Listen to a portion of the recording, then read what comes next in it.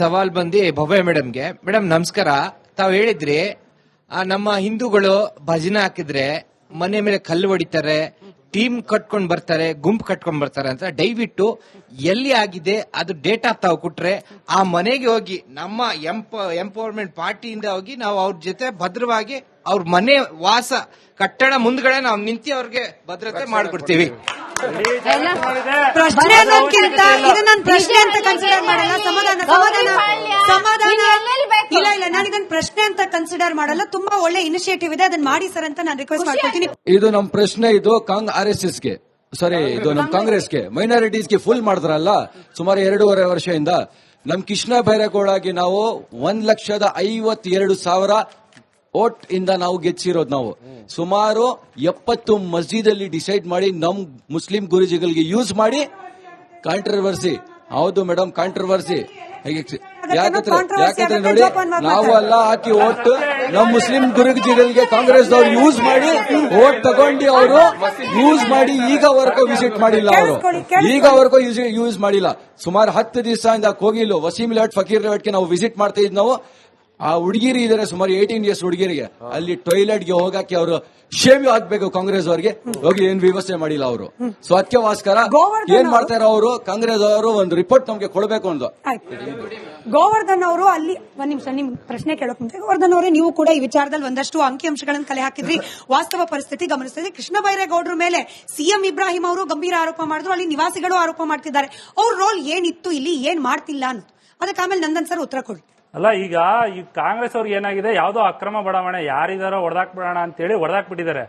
ಯಾವಾಗ ಇದ್ರಲ್ಲಿ ಮುಸ್ಲಿಮ್ಸ್ ಅವರೇ ಬಹುಸಂಖ್ಯಾತರಿದ್ದಾರೆ ಅಂತೇಳಿ ಇದು ನ್ಯಾಷನಲ್ ಇಶ್ಯೂ ಆಗಿ ಕನ್ವರ್ಟ್ ಆಯ್ತು, ಅವಾಗ ಅವ್ರಿಗೆ ಕೈ ಸುಡೋಕೆ ಸ್ಟಾರ್ಟ್ ಆಗಿರ್ತಕ್ಕಂಥದ್ದು. ಅಯ್ಯೋ ಎಂತ ಕೆಲಸ ಮಾಡ್ಬಿಟ್ವಿ ಅಂತ. ಅದೇ ಜಾಗದಲ್ಲಿ ನೀವೇನಾದ್ರು ಯಾವುದೇ ರೀತಿಯಾದಂತ ಈ ರೀತಿ ಸಮಸ್ಯೆ ಆಗಲಿಲ್ಲ ಅಂದ್ರೆ ಇವತ್ತು ಈ ಡಿಬೇಟ್ ಆಗ್ತಾ ಇರಲಿಲ್ಲ, ಸರ್ಕಾರ ಇಷ್ಟು ಸ್ಪೀಡ್ ಆಗಿ ಸ್ಪಂದಿಸ್ತಾನೆ ಇರಲಿಲ್ಲ, ಪಿಣರಾಯಿ ವಿಜಯನ್ ಕೂಡ ಟ್ವೀಟ್ ಮಾಡ್ತಾ ಇರಲಿಲ್ಲ, KC ವೇಣುಗೋಪಾಲ್ ಕೂಡ ಟ್ವೀಟ್ ಮಾಡ್ತಾ ಇರಲಿಲ್ಲ. ಇನ್ನೇನು ಕೆಲವೇ ಕ್ಷಣಗಳಲ್ಲಿ ರಾಹುಲ್ ಗಾಂಧಿ, ಸೋನಿಯಾ ಗಾಂಧಿ, ಪ್ರಿಯಾಂಕಾ ಗಾಂಧಿ ಕೂಡ ಫೋನ್ ಮಾಡಿದ್ರು ಆಶ್ಚರ್ಯ ಇಲ್ಲ. ಇದೆಲ್ಲ ಕೇವಲ ಏನು ಅಂತ ಹೇಳಿದ್ರೆ ವೋಟ್ ಬ್ಯಾಂಕ್ ನ ರಾಜಕಾರಣಕ್ಕೋಸ್ಕರ ಮಾಡ್ತಾ ಇರ್ತಕ್ಕಂಥದ್ದು. ಇವರು ಹೇಳಿದ್ರು ಈಗ ನಾವು ಯಾರ್ಯಾರು ಅರ್ಹರಿದ್ದೀರದು, ಅರ್ಹರು ಅಂತ ಹೇಳಿದ್ರೆ ಏನ್ ಮಾನದಂಡ ಅಂತ ಹೇಳಿ ಹೇಳ್ಬೇಕು. ಅವ್ರ BPL ಕಾರ್ಡ್ ಹೋಲ್ಡರ್ ಇರ್ಬೇಕಾ, ಇಷ್ಟು ವರ್ಷದಿಂದ ಅವ್ರ ಮತದಾರರಾಗಿರ್ಬೇಕಾ, ಅಥವಾ ಕೇವಲ ಮುಸಲ್ಮಾನರು ಅನ್ನೋ ಅರ್ಹತೆ ಇರ್ಬೇಕಾ? ಇದನ್ನ ಕನ್ಫರ್ಮ್ ಆಗಿ ಪರ್ಟಿಕ್ಯುಲರ್ ಆಗಿ ಹೇಳ್ಬೇಕು ಯಾವ್ದು ಅರ್ಹತೆ ಅಂತೇಳಿ. ಬಡವರು ಅಂತ ಯಾವುದೇ ಜಾತಿ ಇರ್ಲಿ, ಯಾವುದೇ ಧರ್ಮ ಇರ್ಲಿ, ಅವ್ರು ತುಂಬಾ ವರ್ಷದಿಂದ ಇದ್ದಾರೆ, ಅವ್ರು ನಿರ್ಗತಿಕರಿದ್ದಾರೆ ಅಂತೇಳಿ ಕೊಡ್ತೀವಿ ಅಂತ ಹೇಳ್ತಾರ, ಅದನ್ನ ಎಲ್ಲಾರು ಸಹಕಾರ ಕೊಡ್ತೀವಿ. ಅದ್ರ ಜೊತೆಗೆ ಇಡೀ ರಾಜ್ಯದಲ್ಲಿ ಎಲ್ಲೆಲ್ಲೇ ಈ ರೀತಿ ನಿರ್ಗತಿಕರಿಗೆ ತೊಂದರೆ ಆಗಿದೆ ಅವ್ರಿಗೂ ಸಹ ಪರಿಹಾರ ಕೊಡ್ತಾರ. ಅವಾಗ ಈ ಸರ್ಕಾರದ ಏನು ಒಂದು ಮಾನವೀಯ ಮೌಲ್ಯಗಳಿದೆ ಇವ್ರ ಹತ್ರ ಅಂತೇಳಿ ಎಲ್ಲರೂ ಸಮರ್ಥನೆ ಮಾಡಬಹುದು. ಮೊದಲನೇದಾಗಿ ಈ ಒಂದು ಘಟನೆ ಏನಾಗಿದೆ ಅಂದ್ರೆ ಡೆಮಾಲಿಷನ್ ಏನಾಗಿದೆ, ಇದನ್ನ ಅತಿ ತೀವ್ರವಾಗಿ ಖಂಡನೆ ಮಾಡ್ತೇನೆ. ಈ ಒಂದು ಘಟನೆಯ ರೂವಾರಿ ಯಾರು ಅಂತ ಹೇಳಿದ್ರೆ ಅದು ಕೃಷ್ಣ ಬೈರೇಗೌಡ ಸರ್ ಅಂತ ನಾನು ಅತಿ ಇದರಿಂದ ಹೇಳ್ತೀನಿ, ಧೈರ್ಯದಿಂದ ಹೇಳ್ತೀನಿ.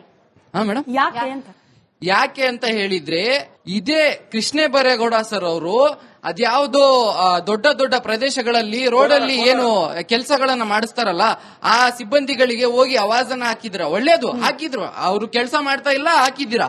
ಆದರೆ ಈ ಒಂದು ಪ್ರಕರಣ ಆಗಿ ಸುಮಾರು 8-9 ದಿನ ಆಗಿದೆ ಮೇಡಮ್. ಇದುವರೆಗೂ ಶಾಸಕರಿಗೆ ಹೃದಯ ಅನ್ನೋದಿಲ್ವಾ?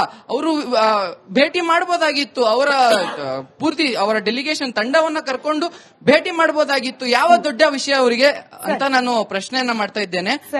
ಸರಿ, ಇದನ್ನ ಮತ್ತೊಂದು ವಿಷಯ, ತುಂಬಾ ಜನ ಇದ್ದಾರೆ ಮಾತಾಡಕ್ಕೆ. ಇದನ್ನ ನೇರವಾಗಿ ಕೃಷ್ಣ ಬೈರೇಗೌಡರು ನೋಡ್ತಾ ಇದ್ರೆ ಅಥವಾ ನೋಡಿಲ್ಲ ಅಂದ್ರೆ ನಂದನ್ ಸರ್ ದಯಮಾಡಿ ಹೋಗಿ ಹೇಳಿ. ಅಲ್ಲಿನ ನಿವಾಸಿಗಳ ಕೋರಿಕೆ ಇದು.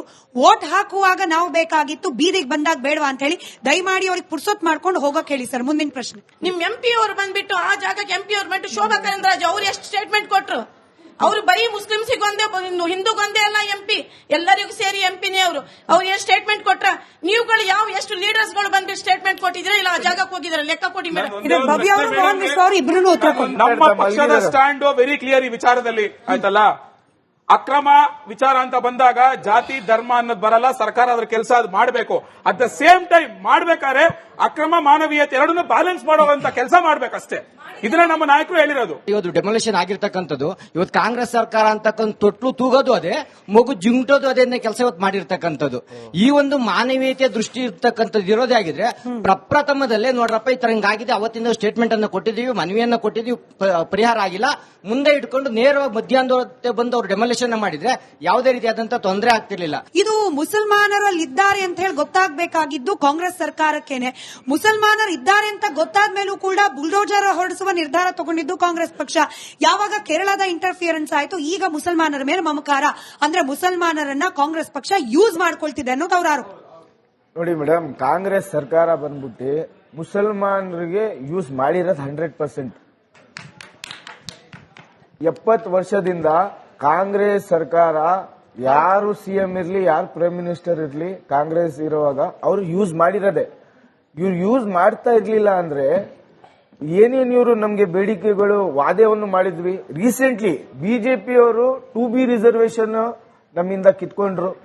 ಇವ್ರು ಹೇಳಿದ್ರು ಎಲೆಕ್ಷನ್ ಟೈಮ್ ನಲ್ಲಿ 2B ರಿಸರ್ವೇಶನ್ ನಾವು ಗೆಲ್ ತಕ್ಷಣ, ಸರ್ಕಾರ ಕೂತ್ಕೊಂಡ ತಕ್ಷಣ ನಾವು ಕೂತ್ಕೊಂಡು ಫಸ್ಟ್ ಕ್ಯಾಬಿನೆಟ್ ಮೀಟಿಂಗ್ ನಲ್ಲಿ ನಾವು ನಿಮ್ ರಿಸರ್ವೇಶನ್ ರಿವೋಕ್ ಮಾಡ್ತೀವಿ ಅಂತ. 2.5 ವರ್ಷ ಆಯ್ತು ಸ್ವಾಮಿ, ಎಲ್ಲಿದೆ ನಮ್ 2B ರಿಸರ್ವೇಶನ್ ಹೇಳಿ. ಇನ್ನೊಂದು ಪ್ರಶ್ನೆ ಉತ್ತರ ಕೊಟ್ಬಿಡ ಸ್ಮಿತಾ ಅವರೇ.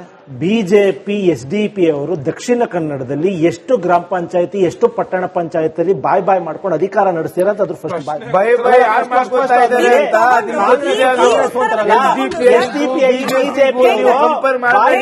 ನೋಡಿ. ನಮ್ಮ ಪಕ್ಷ, ನಮ್ಮ ಸರ್ಕಾರ ಎಲ್ಲ ಜನಾಂಗದವ್ರಿಗೂ ನಿಂತಿದೆ. ಎಲ್ಲ ಜನಾಂಗದವ್ರಿಗೂ ನಾವು ಒಂದು ಪಾಲಿಸಿ ಮಾಡಿದ್ವಿ. ಎಲ್ಲ ಜನಾಂಗದವ್ರಿಗೂ ಅದೇ ಜನಾಂಗದವ್ರು ಹೇಳ್ತಿರೋದು ಆಗಿಲ್ಲ ಅಂತ. ಅದೇ SDP ಅವರು ಜಾಂಡೀಸ್ ರೋಗದಿಂದ ಬಳಲ್ತಾರೆ. ನೋಡಿ, ಜಾಂಡೀಸ್ ರೋಗದಿಂದ ಬಳಲ್ತಿರೋ ಏನು ಗೊತ್ತಿಲ್ಲ. ಸರ್ಕಾರ ಏನ್ ಮಾಡಿದೆ, ಏನಾಗಿದೆ ಇಲ್ಲ ಅನ್ಸುತ್ತೆ.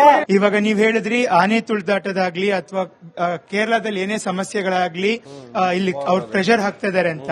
ನನ್ನ ಪ್ರಶ್ನೆ ಅದ್ರ ಜೊತೆಗೆ ಇನ್ನೊಂದು ಪಾಯಿಂಟ್ ಆಡ್ ಆಗುತ್ತೆ. ಧರ್ಮಸ್ಥಳದ ಕೇಸ್ದಲ್ಲಿ ಕೇರಳ ಗವರ್ಮೆಂಟ್ ಅವರು ನಮಗ್ ಕೊಡಿ ಇನ್ವೆಸ್ಟಿಗೇಷನ್ಗೆ ಪೊಲೀಸ್ ಅವರು ಅಂತ ಹೇಳಿದ್ರು. ಇವಾಗ ಇಲ್ಲಿ ಡೆಮಾಲಿಷನ್ ಅಲ್ಲಿ ಕೇರಳ ಗವರ್ಮೆಂಟ್ ಅವರು ಎಂಟ್ರಿ ಆಗ್ತಿದ್ದಾರೆ. ಪ್ರತಿ ಸಾರಿನೂ ಕರ್ನಾಟಕದಲ್ಲಿ ಕಾಂಗ್ರೆಸ್ ಪಕ್ಷ ಆಡಳಿತ ಮಾಡ್ತಿದ್ದಾಗ ಏನಕ್ಕೆ ಕೇರಳ ಗವರ್ಮೆಂಟ್ ಅವರು ಇಂಟರ್ಫಿಯರ್ ಆಗ್ತಾನೆ ಇರ್ತಾರೆ ಪ್ರತಿಯೊಂದ್ರಲ್ಲೂ. ನೋಡಿ, ಕಾನೂನು ಸುವ್ಯವಸ್ಥೆ ನಾವು ಅಧಿಕಾರಿಗಳು ಎಲ್ಲ ಪಾಲಿಸಿಕೊಂಡು ಮಾಡ್ತಾ ಇದ್ದಾರೆ. ಯಾವ ಇಂಟರ್ಫೆನ್ಸು ಇಲ್ಲ, ಯಾವ ಕೇರಳ ಪಾಲಿಟಿಕ್ಸು ಇಲ್ಲ, ಯಾವ ಹೈಕಮಾಂಡು ಇಲ್ಲ. ನಮ್ಮ ಮುಖ್ಯಮಂತ್ರಿಗಳು, ಉಪಮುಖ್ಯಮಂತ್ರಿಗಳು DK ಶಿವಕುಮಾರ್, ಸಿದ್ದರಾಮಯ್ಯ ಸಾಹೇಬರು ಅವರು ಕಾನೂನು ರೀತಿಯಲ್ಲಿ ಏನು ಗೌರವಿಸಬೇಕೋ ಎಲ್ಲರಿಗೂ ಒಂದೇ ಕಾನೂನು. ಅವ್ರಂಗ್ ಮಾಡಿದ್ರು ಇವ್ರಂಗ್ ಮಾಡಿದ್ರು ಅಂತ ನಾವು ರೆಸಿಪ್ರೊಕೇಟ್ ಮಾಡೋ ಅವಶ್ಯಕತೆ ನಮಗಿಲ್ಲ. ನಾವು ಮಾಡೋದೂ ಇಲ್ಲ. ಅವ್ರು ಮಾಡಿದ್ರು ಅಂತ ತಕ್ಷಣ ನಾವೇನಾದ್ರು ಕೇರಳದವ್ರನ್ನ ಬಂದು ಬಿಟ್ಬಿಟ್ಟಿದೀವ? ಅವೆಲ್ಲ ಆಸ್ಪದ ಕೊಡಲ್ಲ. ಸುಮ್ಮನೆ ಇಲ್ಲಿ ಕೂತ್ಕೊಂಡು ಏನೋ ಮಾತಾಡಬೇಕು ಅಂತ ಅವಶ್ಯಕತೆ ಇಲ್ಲ. ನಾನು ಹೇಳ್ತಾ ಇರೋದು ಏನು ಗೊತ್ತಾ ನಿಮಗೆ, ಅಲ್ಲಿ ಫಕೀರ್ ಲೇಔಟ್ ಅಲ್ಲಿ ಮಾಡಿರುವಂತದ್ದು ಸರಿನಾ? ನಿಮಗೆ ಸರಿ ಅನಿಸ್ತಾ ಇದೆಯಾ? ಒಂದು ಮಾನವೀಯತೆಯಿಂದ, ಒಂದು ಮನುಷ್ಯರ ರೂಪದಿಂದ ನಾನು ಕೇಳ್ತಾ ಇರೋದು. ಎಲ್ಲರೂ ಸಾಯ್ಬೇಕು, ಅಲ್ಲಿರೋರು ಮನುಷ್ಯರೇ, ಇಲ್ಲೂ ಇರೋರು ಮನುಷ್ಯರೇ ಅಲ್ವಾ? ಹೇಳಿ, ಇವಾಗ ಫಕೀರ್ ಲೇಔಟ್ ಅಲ್ಲಿ ಮಾಡಿರುವಂತದ್ದು ನಿಮಗೆ ಸರಿ ಅನ್ಸಿದ್ರೆ ನನಗೆ ಹೇಳಿ. ಉತ್ತರ ಕೊಡ್ಲಿ. ಯಾರು ಉತ್ತರ ಕೊಡ್ಬೇಕು ಅದನ್ನ ಹೇಳ್ಬಿಡಿ. ಅದಾದ್ಮೇಲೆ ಮೋಹನ್ ನೋಡಿ, ಮಾನವೀಯತೆ ದೃಷ್ಟಿಯಿಂದ ಅರ್ಹರಿಗೆ ನಾವು ಸೂರನ್ನು ಕೊಡ್ತೀವಿ ಅಂತ CM ಅವರು ಹೇಳಿದ್ದಾರೆ. ಅದರಲ್ಲಿ 2 ಮಾತಿಲ್ಲ. ಪ್ರಶ್ನೆ ಕೇಳಿದೀರಾ, ಉತ್ತರ ಕೊಟ್ಟಿದೀವಿ. ನೋಡಿ, ಅರ್ಹರು ಯಾರು ಅರ್ಹರಿದ್ದಾರೆ ಅವ್ರು ಕೊಟ್ಟೇ ಕೊಡ್ತೀವಿ ಅಂತ CM ಹೇಳಿದಾರೆ. ನಿಮ್ ಪ್ರಶ್ನೆಗೆ ಉತ್ತರ ಬಂದಿದೆ ಅಷ್ಟೇ. ನೋಡಿ, ಅಕ್ರಮಕ್ಕೆ ನಾನು ಆಗ್ಲೇ ಹೇಳಿದೆ, ಅಕ್ರಮಕ್ಕೆ ಜಾತಿ ಧರ್ಮ ಅನ್ನೋದು ಏನೂ ಇಲ್ಲ. ಅಟ್ ದ ಸೇಮ್ ಟೈಮ್ ಕಾನೂನು ಮಾನವೀಯತೆ ಎರಡನ್ನು ಬ್ಯಾಲೆನ್ಸ್ ಮಾಡ್ಕೊಳ್ಳಿ.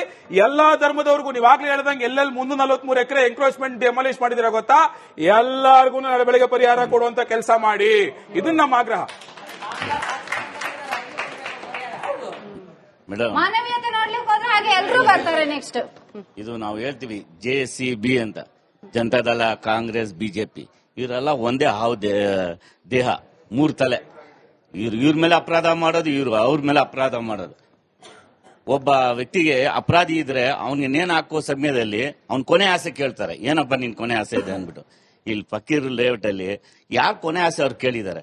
ರಾತ್ರಿ ಶುಕ್ರವಾರ ಕೊನೆಯಾಗಿ ಒಳ್ಳೆ ಊಟ ಮಾಡಿರೋದು ಒಂದು, ಅವ್ನ್ ರಾತ್ರಿ ಶುಕ್ರವಾರ ನಿದ್ದೆ ಮಾಡಿರೋದು ಒಂದು ಒಳ್ಳೇದು.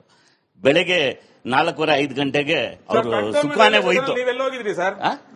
ನಾವು ಮೂರು ಸತಿ KRS ಪಕ್ಷದವ್ರು ಹೋಗಿ ಅಲ್ಲ ಅಲ್ಲಿ ಮಾಡಿದ್ವಿ, ಹೋಗಿದ್ವಿ, ನಾವು ಹೋಗಿದ್ವಿ, ಅಲ್ಲಿ ತಕ್ಷಣ ಕೇಳಿದ್ವಿ ಅಲ್ಲಿ ಬಡವರಿಗೆ. ಅವರೆಲ್ಲ ಹೇಳ್ತಾ ಇದಾರೆ ನಾವು ಶುಕ್ರವಾರ ಮಾತ್ರ ಒಳ್ಳೆ ಊಟ ಮಾಡ್ತಿದ್ವಿ, ರಾತ್ರಿ ಬೆಳಗ್ಗೆ ಶನಿವಾರ ಅವ್ರಿಗೂ 6 ಗಂಟೆಗೆ ಎಲ್ಲ ನಾಶ ಆಗ್ಬಿಡ್ತು. 10-12 ದಿನದಿಂದ ಅವ್ರು ನಡೆಸ್ತಾ ಇದ್ದಾರೆ.